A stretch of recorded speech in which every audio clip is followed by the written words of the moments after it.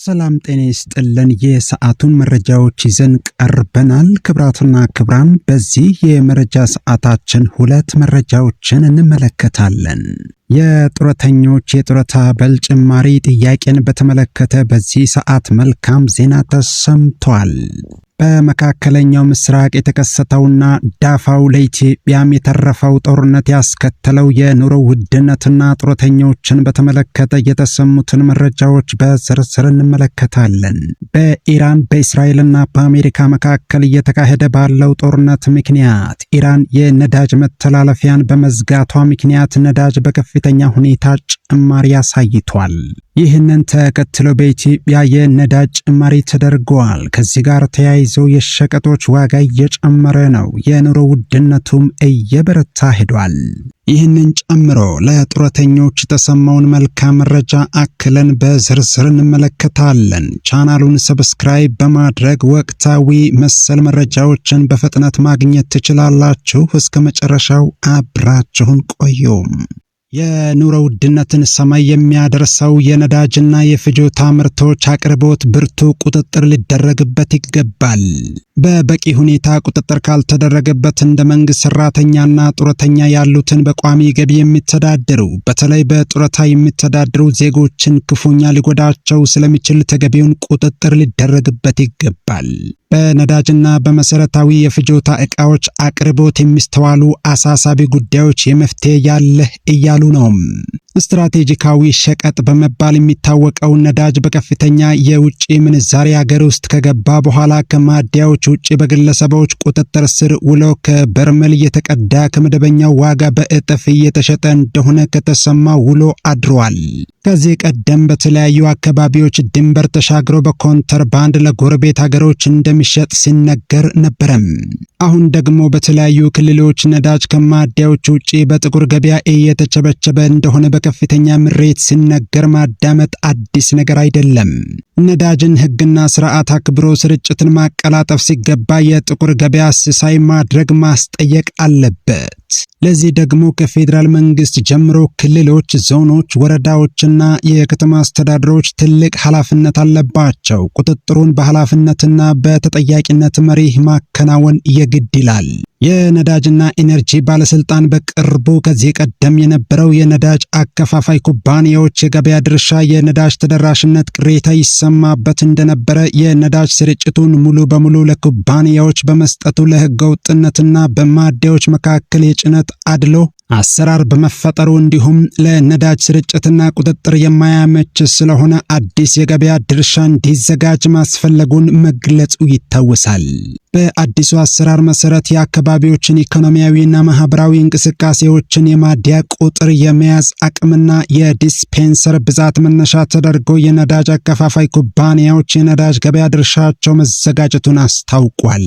በመስፈርቱ መሰረት እያንዳንዱ ከተማ የነዳጅ ድርሻ ላይ እያንዳንዱ ኩባንያ መድረሱን ኩባንያዎችም በተደለደለው መጠን የጭነት ፕሮግራም በማውጣት ማሰራጨት እንዳለባቸው ጥብቅ ማሳሰቢያ ሰጥቷል። በማሳሰቢያው መሰረት ህገወጥ የነዳጅ ስርጭት በጠንካራ ቁጥጥር ካልታጀበ ልፋቱ ሁሉ መና እንደሚሆን መገንዘብ ግን ተገቢ ነው።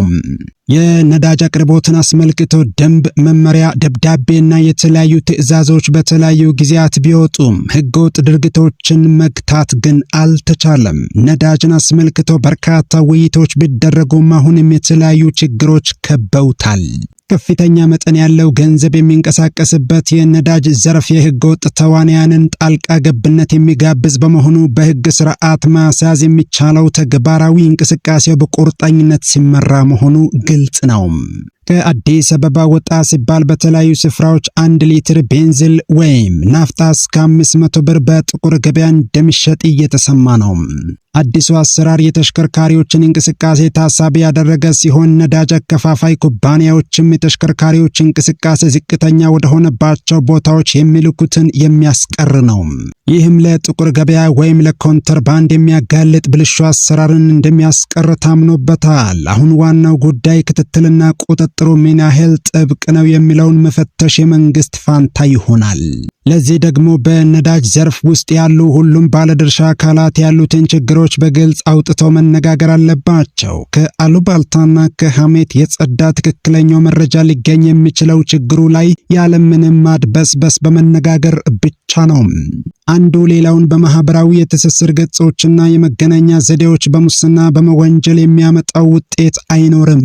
ነገር ግን በነዳጅ አቅርቦት ማከፋፈልና ማደል እንዲሁም በቁጥጥር ስራ የተሰማሩ በሙሉ ለተፈጠረው ችግር የሚሉት መደመጥ አለበት። በዚህ መሰረት በግልጽ መነጋገር ከተቻለ ለችግሩ መፍትሄ ማግኘት ይቻላል። እርግጥ ነው ይህ ከፍተኛ ሀብት የሚንቀሳቀስበት ዘርፍ ውስጥ ግልጽነት አደጋ እንደሚኖረው ቢታመንም መንግስት ግን ከማንም በላይ ተነሳሽነቱን ወስዶ የሚፈለግበትን ኃላፊነት መወጣት ይኖርበታል። በሂደትም ማንም ምን እንደሚሰራ ስለሚታወቅ ሐቀኞች ተገቢውን መረጃ ማቀበል ይኖርባቸዋል። ከነዳጅ በተጨማሪ በመሰረታዊ የፍጆታ ምርቶች ላይም ተመሳሳይ ድርጊቶች ይፈጸማሉ።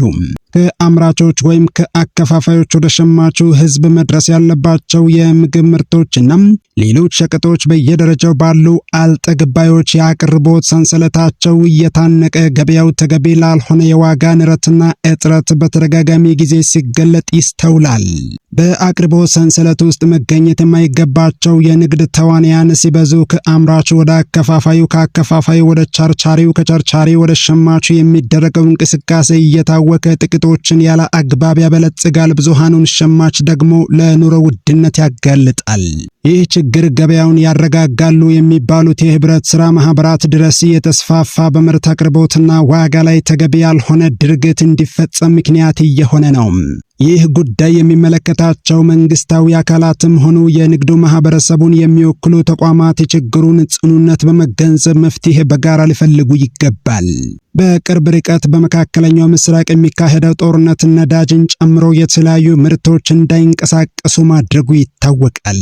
ኢራን በሆርሙዝ ሰርጥ ማንኛውም ነዳጅ ጫኝ መርከብ እንዳይንቀሳቀስ ከማስጠንቀቅ አልፋ ጥቃት እየፈጸመች በመሆኑ በዓለም አቀፍ ገበያዎች የነዳጅ ዋጋ እያሻቀበ ነው።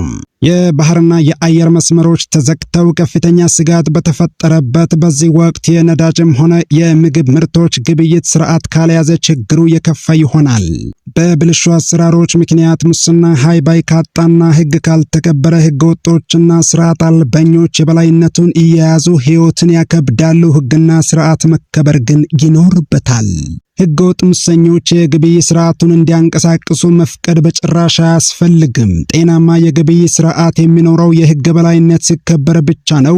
ህግና ስርዓት ካልተከበረ ለሀገር ህልውና ጠንቅ ነው። የነዳጅና የፍጆታ ምርቶች አቅርቦት ብርቱ ቁጥጥር ሊደረግበት የግድ ይላል። ይህ በእንዲህ ያለ የመንግስት ሰራተኞች ማህበራዊ ዋስትና አስተዳደር የጡረተኞች ጥያቄዎች የኑሮ ውድነት ያመጣው መሆኑን አስታወቀም። የመንግስት ሰራተኞች ማህበራዊ ዋስትና አስተዳደር አመራሮችና ሰራተኞች 50ኛ ዓመት የሴቶች ድምጽ ለእኩልነትና ለበለጸገች ኢትዮጵያ በሚል መሪ ሐሳብ በአገራችን ለ50ኛ ጊዜ የተከበረውን ዓለም አቀፍ የሴቶች ቀን ወይም ማርች 8 በዓልን መጋቢት 4 ቀን 2018 ዓመተ ምህረት በዋናው መስሪያ ቤት በትላንትናው ዕለት በድምቀት አክብረዋል። የአስተዳደሩ የኦፕሬሽን ዘርፍ ምክትል ዋና ስራ አስፈጻሚ አቶ ጥላውን በቀለ በዕለቱ እንዳሉት የማርች 8 በዓል ሴቶች በማህበረሰቡ የሚደርስባቸውን ጭቆና ተቋቁሞ በፖለቲካውና በምጣኔ ሀብቱ ያስመዘገቡት ውጤት የሚዘከርበትና የሴቶችን እኩልነት ለማረጋገጥ የተለያዩ ስራዎች የሚሰሩበት ዕለት ነው ብለዋል።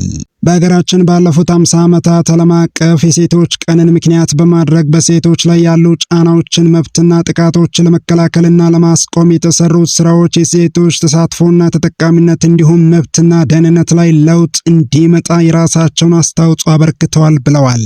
በተለይም ባለፉት 5 ዓመታት የተሰሩ ስራዎች የሴቶች ተሳትፎና ተጠቃሚነት በእጥፍ እንዲጨምር አድርገዋል ያሉት ምክትል ዋና ስራ አስፈጻሚው አስተዳደሩም የተቋቋመበትን ተልዕኮ ለማሳካት የሴቶችን ሁለንተናዊ ተሳትፎ በማሳደግ ረገድ በርካታ ስራዎችን ማከናወኑን ገልጸዋል።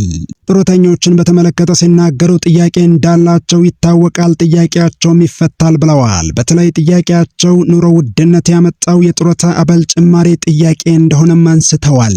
በተቋሙ የሚገኘው የህፃናት ማቆያ ማዕከል አገልግሎት መስጠት ከጀመረበት ጊዜ አንስተው የሴት ሰራተኞችን ጫና በመቀነስ በስራቸው ውጤታማ እንዲሆኑ ያስቻለ ሲሆን አስተዳደሩም የማዕከሉን የስራ እንቅስቃሴ በመከታተልና አስፈላጊ ግብዓቶችንም እንዲሟሉ በማድረግ በኩል በየወቅቱ ክትትል በማድረግ ላይ ይገኛል ብለዋል።